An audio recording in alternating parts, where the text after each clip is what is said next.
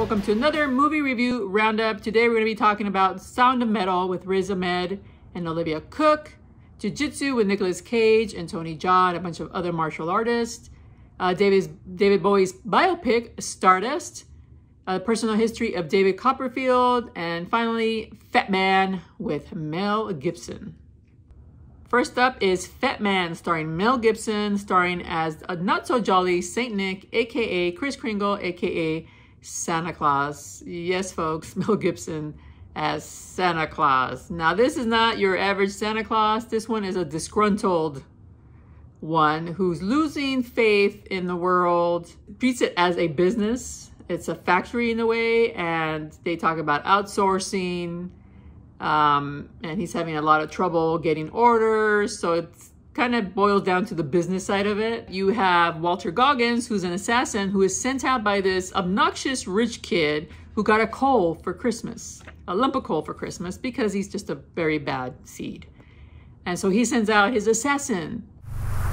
I've come for your head, fat man! He's merciless as an assassin. And so probably one of the more interesting parts of Fatman is Walter Goggins. Like always, he always knows how to make an entrance, and he sure does. And playing Mrs. Claus is English actress Marianne Jean-Baptiste. So she's not the traditional Mrs. Claus. Big props to the directors for choosing her. I think she's a great actress for one, but to be colorblind, and in this case, I think it's really good, but I'm sure it'll offend some people, but who cares, right? So Fatman is your anti-Christmas story. You do not want to watch this with family. Obviously, you probably know that already. And it's billed as an action movie. There's no action until the last act. So just beware. They're setting it up in the first two acts. And then involved also is the military. But I have a feeling they were only in the story so that when Walter Goggins shows up, there's bodies to kill. So if you're a Mel Gibson fan, like the last few movies that you've seen with them, this is pretty much up your alley. Think I got this job because I'm fat and jolly? And speaking of big stars and subpar movies, next up we have Nicolas Cage in Jiu Jitsu. This movie is a sci-fi meets martial arts. It's directed by Dimitri Logothetis. He is the director behind Kickboxer Retaliation with Jean-Claude Van Damme and Mike Tyson. It was a big hit apparently, especially in the martial arts world. So the director here, bringing you more martial arts, but this time in a sci-fi setting. And in this movie, it's very outlandish. So basically, we have a bunch of jiu-jitsu fighters played by Tony Jaa, Juju Chan, Elaine Musi, Frank Grillo, and of course, like I mentioned, Nicolas Cage, and we do see him in some fight scenes. Pretty impressive, I might say.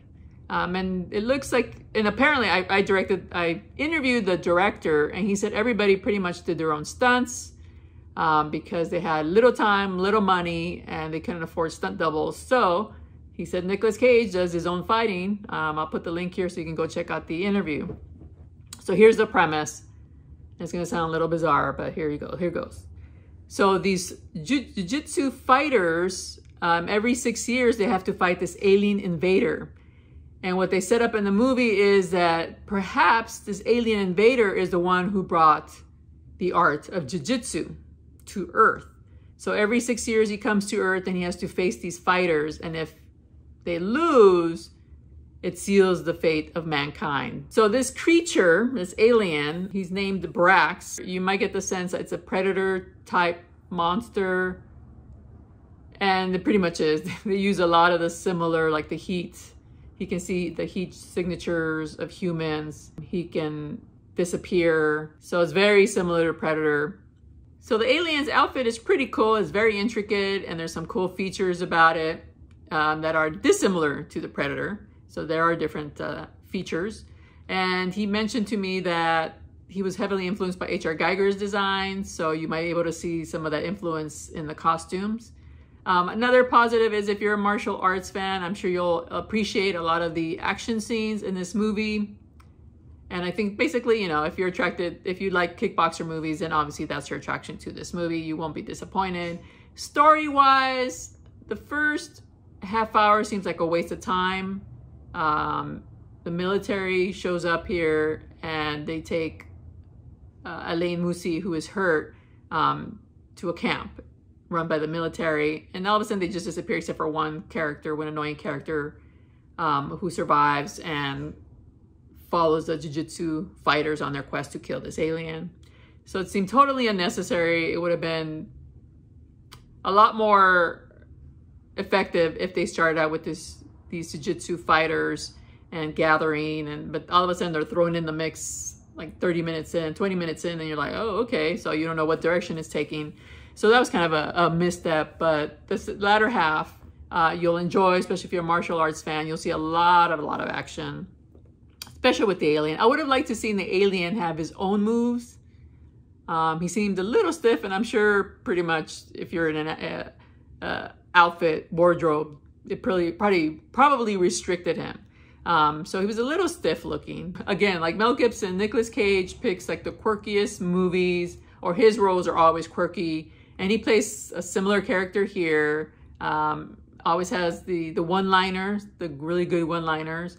But like I mentioned earlier, he has a fight scene with the alien, which was very impressive. So if the director said they didn't use stunt doubles, that was mostly him. There are some scenes I doubt it was him because he's being thrown on the ground. I can fly too. Up next is the personal history of David Copperfield. It's a Charles Dickens story retold for the modern age. It stars Dev Patel, great cast, Tilda Swinton, Benedict Wong, Gwendolyn Christie, Ben Whishaw, Hugh Laurie, Doctor Who's Peter Capaldi, and it's basically an experiment because it's a very different retelling of a classic Charles Dickens story, and here it is colorblind. Obviously Dev Patel, he's English but from Indian descent, and he's playing David Copperfield, and his parents seem to be white. And a lot of the characters, their parental units don't match. Like you have black characters who one parent is Asian, like Benedict Wong. So it's really an experiment with a classic story. It still takes place it's still a period piece. It takes place in the Victorian England. And a lot of people say this is an autobiographical story of Charles Dickens. Dev Patel plays a kid who grows up in poverty and he becomes a writer, and the adventures he has becomes part of his stories. A lot of people probably be confused because we think of David Copperfield as the illusionist. This is not about that guy. But in the movie, his mom remarries to this man who's a real jerk, and he's the one that sends him off to work in factories in the city. And ironically, this character looks just like David Copperfield, the illusionist. So I don't know if that was a dig at the magician, but I thought it was hilarious that he looked just like him. And I don't know, I mean, the reputation, allegedly, he's kind of a not so nice of a guy. So I don't know if that was a direct dig at him. Dev Patel is engrossing as David Copperfield, and Tilda Swinton delivers her usual quirky performance, along with Hugh Laurie's off-kilter personality. All the classic Charles Dickens themes are here, but the faces are ones you have not seen in this type of a period piece. Once you get past the biological irregularities, it drives home the point that the color of your skin doesn't matter when faced with hardships. As humans, the struggle is equal. I really enjoyed this refreshing take on a Victorian period piece, and it's an interesting experiment into blind casting, which I think really works here, and I hope others will take note. Feels like a party. And next we have my movie pick of the week, Sound of Metal, starring Riz Ahmed and Olivia Cooke. They're musicians a la The Strokes. They go out and play local gigs, traveling in their Airstream, when Ruben starts to lose his hearing. Now that's like the worst thing to happen to a musician. His girlfriend, Lou, decides that he has to go to a rehab place, and they send him to a rehab place for the hearing impaired. She has to go to her own rehab because she's also a recovering addict. And so what they want to do is avoid falling back into the trap of becoming hooked.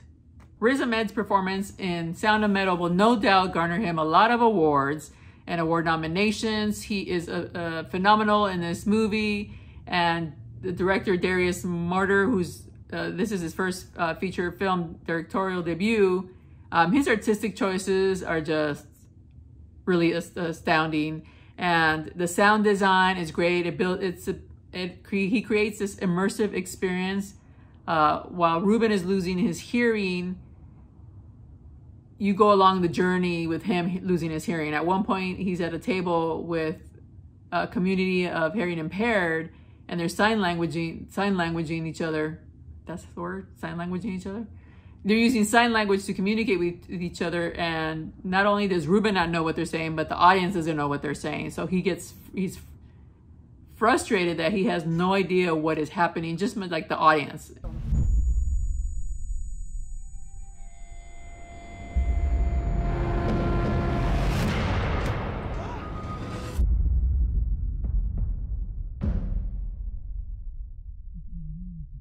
So I highly recommend Sound of Metal. It is artistically beautiful, the sound, everything, the acting. It's just a phenomenal movie. For David Bowie fans, the new biopic Stardust hits theaters and video on demand. It stars Johnny Flynn as David Bowie, Jena Malone as his first wife, and American publicist played by Marc Maron. Movie centers on Bowie's first trip to the States for his album The Man Who Sold the World. Apparently, this trip inspired him to form his alter ego of Ziggy Stardust. The iconic musician was only 24 years old in 1971. He isn't the fully formed artist we know today. He's awkward, not confident, and elusive. Bowie comes to the States hoping to break out, but record labels are not interested except for Mercury Records publicist Ron, played by Marron. They take to the road to play awkward venues like a convention. But Jones, which is his real surname, self-sabotages every one of them to avoid talking about the themes behind his lyrics on the album. Turns out Jones was utterly consumed with the idea that he would suffer the fate of most of his relatives suffering with schizophrenia. The film, directed by indie director Gabriel Range, also examines his relationship with his half-brother, who at the time was in a mental institution for that mental disorder. We also meet his first wife, Angela, who helped shape his career and influence his glam rock look when he took on the Ziggy Stardust persona. While it's an interesting sort of road trip movie, the film is rather slow and frustrating.